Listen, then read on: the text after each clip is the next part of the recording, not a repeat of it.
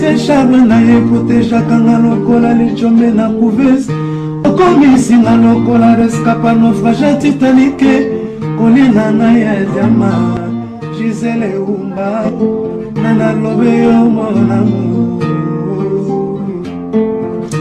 téléfortifia de mon corps en cas de rechute alingaka na bondelaka ye lokola bebe ya moi ekila monena pesaki nga ngumi ya suwa ye te o paske nzoto na ye petepete lokola na malemba kolina na ya diama Gisele Umba kolina na ya diama Gisele Umba kolina na ya diama Gisele Umba nana lobe yo mon amour. Bokota, bokota, bokota, bokota. Mbote na mabota mabino. Epai wapi bino bozwami. Na pesi bino mbote na kombo na Yesu Masia. Po yende mobikisi na biso. Matea lelo dimanche. Nenge torobaka. Ezali bongo bilei. Ya molimo. Mandeko bosa abone mingi. Na Diamant Noir TV. Diamant Noir TV. Yango ndezo permettre biso. To panza. Liloba yankolo bosabone po topanza liloba yankolo epai ya Gisele Umba Diamant Noir TV. Alors molimo bokota bokota nazali komona kuna epai wapi balandi monene ya ne juge point na États-Unis nazali komona bongo papa Bombo Fifi na mwasi na ye Mireille Makalebo bango wana bazali kolanda ne juge point ya dimanche ya lelo epai wapi na pesi bango bambote na pesi bambote lisusu na Lyon epai ya papa Alain Alino Antonio na papa Pablo na papa Jean bango kuna bavai na mboka Lyon na pesi bango bambote kimia ezala na mabota mabango epai wapi bango bazwami kuna na mboka Lyon tobosani te balandi monene ya ne juge point na Bordeaux mama Christine Motema ya papa Maketo kuna na Bordeaux bazali kolanda matea na biso ya dimanche lelo ne juge point. Alors tokotanga bongo na Biblia na biso lelo tokotanga na Hébreux chapitre 13 verset 5 tina 6. Bofongola ba Biblia to tanga mokanda na Nzambe na Hébreux chapitre 13 verset 5 tina 6. Bofongola ba Biblia pambate tozali kolia bilei ya molimo. Hébreux chapitre 13 verset 5 chapitre 13 verset 5 tina 6 elobi nini? Elobi na biso boye. Ne vous livrez pas à l'amour de l'argent. Contentez-vous de ce que vous avez, car Dieu lui-même a dit, je ne te délaisserai point et je ne t'abandonnerai point. La parole dit, sache que dans les derniers jours, il y aura des temps difficiles, car les hommes seront égoïstes, les amis de l'argent. Bandeko, liloba ya Nzambe yango wana tutangili yango na kombo ya Yesu Kristo. Awa liloba zo bana biso Hébreux chapitre 13 verset 5 tina 6. Ezo bana biso ke tokangama na bolingo ya mbongo te. Bolingo ya mbongo ekozangisa biso lola, ekozangisa biso bokonzi bwa likolo, ekozangisa biso kokutana na Nzambe. Lelo oyo tozomona bato bakomi soifé d'argent, bato bakomi kobomana mpona mbongo, ba famille ekomi kokabwana mpona mbongo, ba camarade bakomi kokabwana mpona mbongo, ba pasteur bakomi kokabwana mpona mbongo, basali ya Nzambe bakomi kokabwana mpona mbongo, bandimi bakomi kokabwana mpona mbongo. Bolingo ya mbongo ekomi koleka mingi bandeko na ngai. Nakati ya ba famille, nakati ya mangomba, nakati ya misala, bato bakomi kolanda mbongo lokola likambo mosusu. C'est vrai, soki mbongo ezali te tokovivre te, mais tolinga mbongo makasi te koleka mokonzi na biso Yesu Kristo. Il y a un temps pour tout, mais biso tokomi kaka ngonga nyonso mbongo moto akoki koboma moninga na ye likolo na mbongo. Mingi tozomona awa na mokili ya se moto azosala complot baboma ndeko na ye mpona kaka mbongo. Ndakisa makambo euti ekolekawa oyo ya mama Yvonne boyebaki bien ke chauffeur na ye moto azwaki na mosala mpo asalisa ye asunga ye, me moto wana azwi buka lopango na ye mpo akende koteka mpo ateka azwa nini mbongo.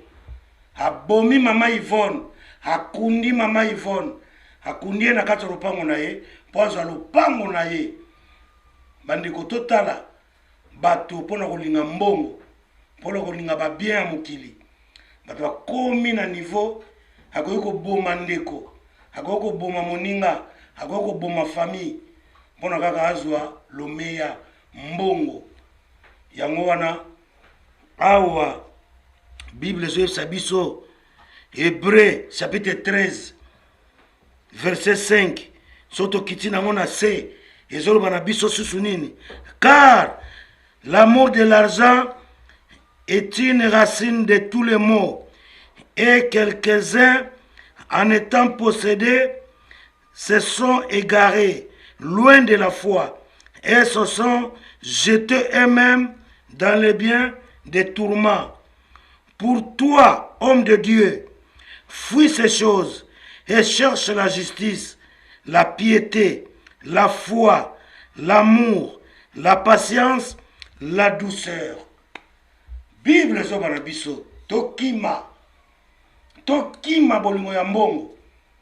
Mutu mususu tokumona kawa na se ya mabele soka zolobana yoki ngapo na mbongo yazo kanzangeza bien, ngapo na mbongo nakokufa na ngame pona mbongo.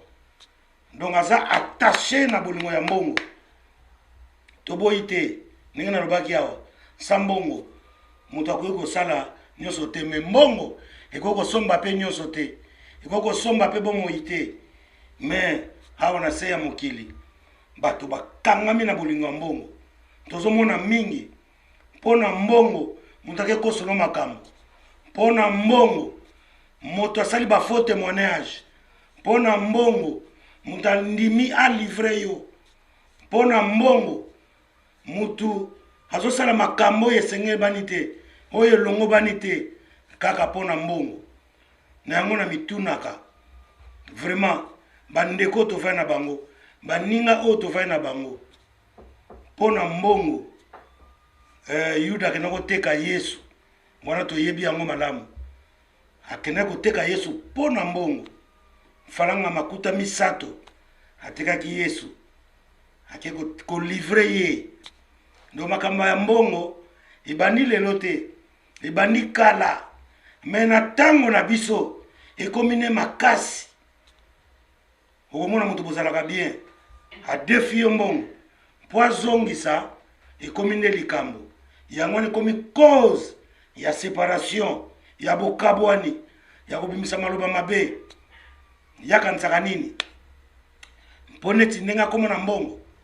Epuis soki mutu akomi na mbongo aturnaka elongi muke vers Satan, apesaka nzambe mukongo muke mpo akomosala makambo oyo mbongo ekomi kodomine ye, mbongo ekomi kotinda ye. Mpo mbongo etindaka moto abanga su mikolo te. Ozomona tozwi pouvoir, okomogangila baya na yo, okomi koloba makambo oyo esengeli te. Mpona mbongo moto mokolo akoki koteka ki mokolo na ye mpona kaka mbongo, opesa ye mwa muke oyo akoki kolela. Na yango Bible ezoyebisa biso awa, Bible ngai te, Bible ezobana biso ke car l'amour de l'argent est une racine de tous les maux, et quelques-uns en étant possédés se sont t'égarer loin de la foi. Ezokimisa yo bondimi, kondima, l'amour de l'argent. Eko kabola yo na boyambi, eko kabola yo pe na nzambe, eko kabola yo na bato, eko kabola yo na foi. Or que la foi vient de ce qu'on entend. Nengi Bible sakabiso. Soki yo lingi mbongo mingi, olinga suko yo liloba nzambe te, eko diviser yo. Allez, kondima na yo eko kita. Okomona kaka lokoza na mbongo, to mona kangwa na samabele. Sokoza na mbongo ebele. Ozolinga ka bato bayeba koza na mbongo. Ata bato bafai na bango. Fo ya pembe na ye. Ah, oniatinga. Olingi na bamba yo mbongo. Surtout langage ba congolais. Yo lingi na bamba yo mbongo. Pourquoi bato bayeba ke yo za na mbongo. Mbongo ezelo ko malamu te bandeko. To linga mbongo koleka te. To linga mbongo koleka biso moko te. Ba mususa ko na mukatongo alete. Banda bandeko luka mbongo. Mbongo ngo okutika ngo. Mbongo wana zo luka boye. Okotika ngo. Batu musu ba ko lela yo ngo. Oyo yo so luka tongo pokwa. Mbongo ngo ekokabola yo na nzambe. Mbongo ngo ekokabola yo na bandeko na yo. Mbongo ngo ekokabola yo na batu no ya lingomba. Bible je sabiso to linga mbongo mingi te. To linga mbongo koleka te. Eko kabola biso na nzambe. Ndeko na ngai yo na ngato mitala. Eske lelo to lingi mbongo te nga na yo. To tsaka mbongo ne sika nini? Mbongo. To tsaka mbongo liboso. Ba misuso na poto. Ba komana ba misala 7, 8, 4, 9. Pona kako luka mbongo. Toboyi te, ninga zolo bao. Mbongo c'est bien, mais il y a un temps pour tout. Kanisa peke nzambo akilio, hazana posa o adore ye, hazana posa o yembela ye, hazana posa o kumisa ye, hazana posa o salela ye. Mais yo zana tante pona kenenda kwa nzambe, ozana tante pona kosala prière, ozana tante pona o sala ba don ya malamu pona nzambe, ozana tante po sala ba carême, mais ozana temps pona koluka mbongo. Wana ndo ozana temps. Mobosani muto apesi yo souffle de vie. Oyo apesaka yo souffle de vie, soka lobi a retirer yango ndeko. Est-ce que kokasuko koluka mbongo wana? Okokasuko kene misala misato mine. Oyo kendaka. To bongo na makanisi na biso. To tala sima. To zonga bato. To yeba nini to lingi. Nzambe azana posa na biso. Nzambe azana posa. To salela ye. Nzambe azana posa. To diminuer bolingo ya mbongo. Po ndenge to komo lingi la mbongo. Ayo na sema bele. Ezo koma lokola idolâtrie. Or que nzambe na biso azana zuwa. Alinga kaka to linga ye koleka ko to linga ye koleka ke to linga biloko ya sali. Biloko mukili mbongo peza na kati. Ba mutu ndenge ba lulili mbongo eza susu yango te. Ekomi ko kabola biso na nzambe. Ngai te mna lobi mais Hébreu chapitre 13 verset 5 tina senango ilobi bolingo mingi ya mbongo ezali ko kabola biso na nzambe. Bandeko azali ko zonga kana sika wana pote to lembisa bolingo na nzambe. Lelo to komi prêt pona ko boma pona mbongo, prêt pona ko yina pona mbongo. Kimuyibe komi partout tina kati ya ndako nzambe. Okomona penake bato batiaka mabonza. Mais bato batangaka mabonza. Bango mpe bazo degrene, bazo yiba muke na kati. Kimuyibe ezopona su ekolo te. Ezopona pe esika te. tokomi na posa ya mbongo koleka nzambe tokanga frein. Il est temps. Hébreu chapitre 13 ezobisa biso totala nsima tolinga mbongo makasi te mpo ekokabola biso na nzambe. Tokozanga bokonzi bwa likolo ya mbongo. Makambo mbongo ezosalisa biso nzambe azosepela nango te. Il y a un temps pour tout. Mais biso tomipesi na mbongo koleka. Ma sœur, mon frère, okotika yango awa na se ya mokili. Jamais bakunda mutu moko na mbongo. Ozo luka tongo midi pokwa. Ozo yina ndeko na yo. Ozo kabola yo na nzambe. Ozo kabola yo na baninga. Mbongo. Bolingo ya mbongo elekeli biso mingi. Il est grand temps. Tout ça l'examen de conscience.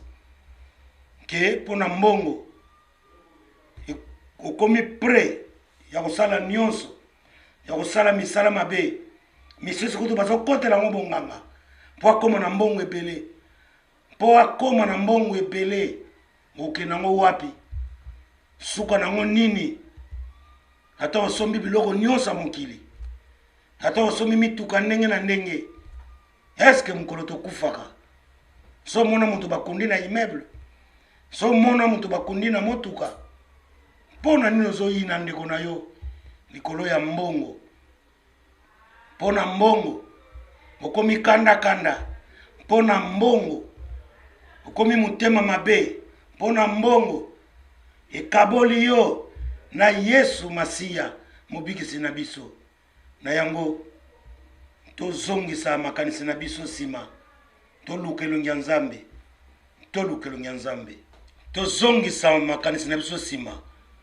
Bien sûr, l'argent répond à tout, mais okoza na mbongo ebele ndeko na ngai ndeko molingami ma sœur mon frère koza na mbongo ebele lelo mbongo ekosa yo te koza na mbongo penza ebele ndakisa koza na mbongo okokosomba chambre mais okosomba jamais pongi okokosomba voiture poza na mbongo mokosomba sécurité te okokosomba minduki posala nango guerre mais okosomba la paix te okoza na mbongo ebele mais okosomba jamais molimo nzambe kama mutapesaka yango eza na makambo mosusu mbongo esuki pena wana nzambe kaka nde mutu akokozwa suite nango yango tomikosanaka te tomipesa te pona mbongo ekosa biso te keso okomi na mbongo ebele oyini famille okoza na mbongo ebele osomi bandaku mokosomba jamais famille okoza na mbongo ebele okosomba jamais bana okoza na mbongo ebele okosomba jamais molimo bien souffle de vie na yango mbongo ndenge Hébreu 13 lelo totelemi na Hébreu 13 verset 5 ezobisa biso tomipesa na bolingo na mbongo te mpo mbongo tomonaka ekoki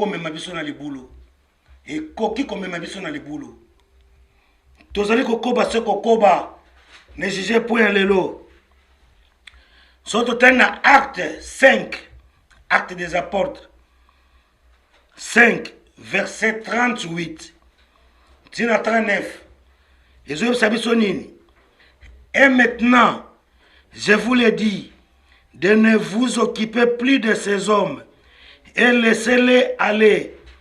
Si cette entreprise ou cette œuvre vient des hommes, elle se détruira. Mais si elle vient de Dieu, vous ne pourrez la détruire. Ne courez pas le risque d'avoir combattu contre Dieu.